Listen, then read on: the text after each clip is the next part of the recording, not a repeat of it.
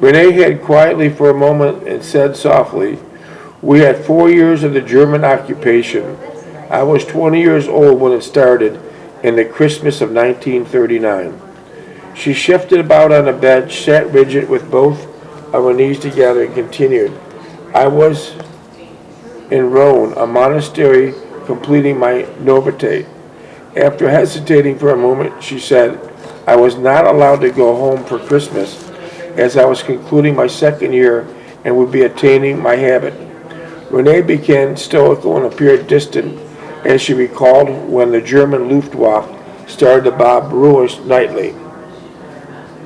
She would, along with sisters in a monastery, that aid the injured and homeless and bury the dead. It was during this period she learned of her father's death by Germans in Paris, and a little later the untimely death of her mother. The bombing of the city increased relentlessly, until one night the monastery and the convent took a direct hit, killing and injuring many nuns and priests. Many in her class were either injured or killed, and herself sustained some injuries, but she would not elaborate on it. She paused once again and looked at me momentarily, then continued in a low, subdued voice, "These remaining in the order were sheltered in a large farmhouse several miles outside the city. It was there I began to have misgivings and uncertainty about my faith and vows. I began to vacillate and become more irresolute. She stopped once and peered into the lake. I took her hand as the icy cold trembling. She began again. My final decision when I learned my two brothers' death in the service. I left the order shortly thereafter and returned to Paris. She looked pale and almost ghost-like as she looked away from me, her thoughts far into the distant past. I could see that it was very difficult for her to talk further about it, as it awakened old, painful memories. She got up from the bench, walked to the edge of the lake, and stood there looking out. I walked over to her and put my arm around her. She sobbed, burying her head into my shoulder. I lost my faith, along with my entire family.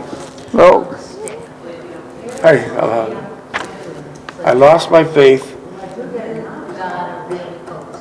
I lost my faith along with my entire family. She peered into my eyes, wiping her tears away. I now have nothing except my paintings, she whimpered. God had taken them also. Don't you see, she laminated, looking at me. I am no longer privileged to have the faith, and I don't have that, I don't have nothing. She returned to the bench and sat on the edge of it. She had stopped crying and quietly said, wiping her tears away from her cheeks with a handkerchief I got her. She sat down. I sat down next to her and held it. As I looked, she appeared more saintly than any other time. You want a drink here?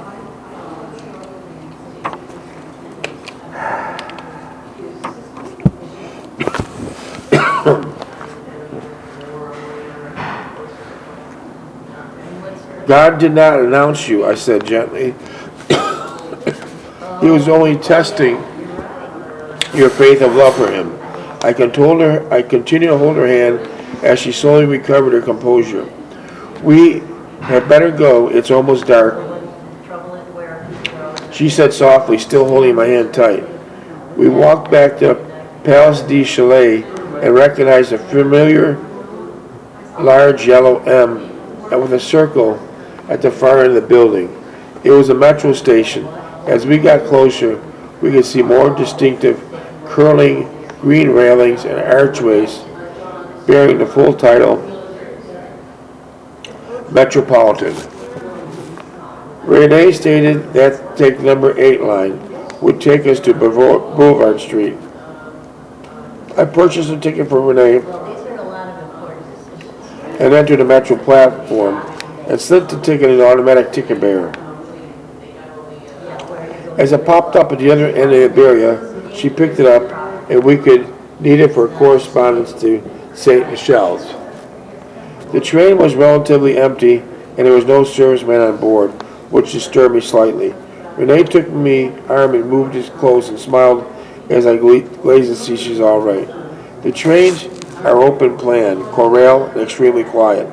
It was a short ride, 20 minutes at the most, and I could see the junction station as illuminated the orange, making the lines clear. Within the first display of the garrisons all day, she exclaimed, "Look who I have for a teacher."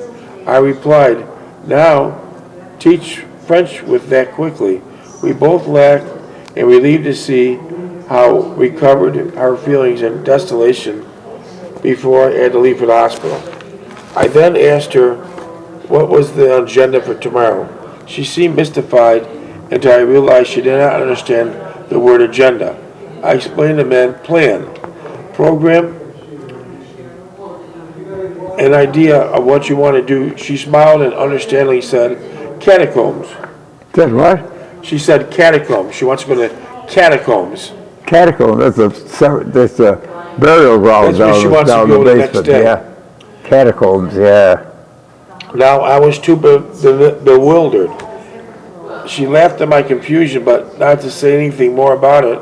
I asked her several times to tell me what it meant, but she took great delight in not revealing it to me, realizing that my curiosity had been piqued.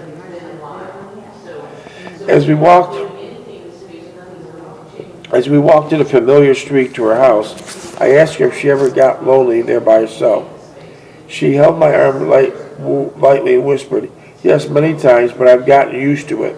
I felt foolish and awkward in asking that question, and it turned to less personal subjects. As we reached the house, I glanced at my watch. It was late, 22:45 hours, and if I should watch the latest metro to Antampes, I would leave shortly. She realized the lateness of the hour, turned and kissed me, and murmured, "Thank you, I'll see you at the metro station tomorrow," then ran into the house. As I rode the metro back to the hospital, I thought all of what happened. I thought of the devastation and turmoil Ray had gone through, losing both of her parents and the loss of her brothers and the bombing of the occupations. But most traumatic was she left her religious order. I was more certain than ever that she would return soon. I prayed for her sake and peace of mind.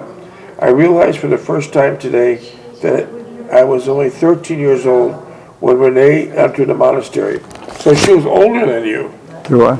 Renee was older than you. Oh, 3 or 4 years old. Because you said you were 13 when she entered the monastery. Yeah, but then she got out. Yeah. She got involved in the resistance. Well, What did she do with the resistance, John? Huh? What did she do with the resistance? Probably killing Germans. Yeah. okay. What you're saying, because it doesn't sound like the intention of who was it. I could not think back to my 13th birthday when we moved into our first home and how proud we all were. I was great for the momentous milestone in our lives, yet here at the same time, a young girl of 18 entering her greatest challenge of her young life. It was only now, from away from home, that I realized the significance of these two events. Our newly acquired home was such a huge event in our lives, and I can imagine what Renee's departure for the religious order meant to her parents. Annie, Jean, and even my own family seemed insignificant and untenable and farther away now than ever. Our experience and tribulations were pale, nebulous alongside Renee's painful adversaries. She displayed more strength of character and resolve that I could and did she complete detachment and humility. Let's take a 1 minute break. Okay.